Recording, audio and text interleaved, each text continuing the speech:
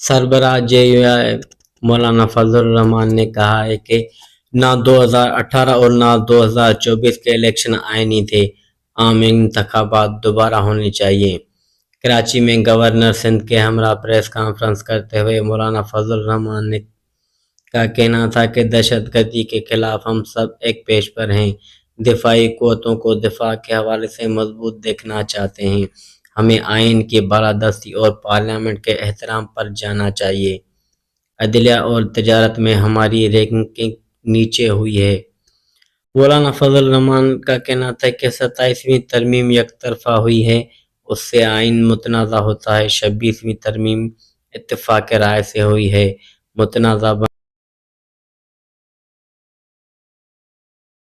बनाना दुरुस्त नहीं, जबकि 27वीं तरमीम का कहना है कि अफगान जबर से 2/3 अक्सरियत बनाई। अफगानिस्तान और पाकिस्तान का दो तरफा है, उन मुहाजिरीन को धकेलने की नहीं, वापस भेजने के लिए पॉलिसी बनानी चाहिए।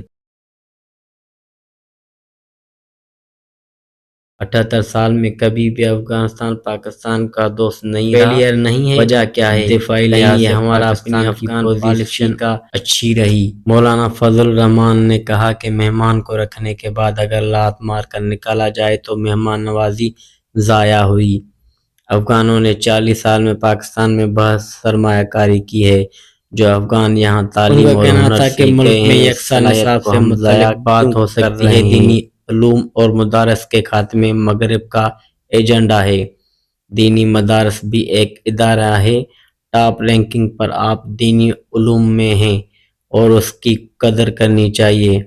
उन्होंने मजीद कहा कि ये हमारी सोसाइटी का हुस्न है कि कुल सियासी तौर पर जो नज़रिया हो एक दूसरे को इज्जत देते हैं।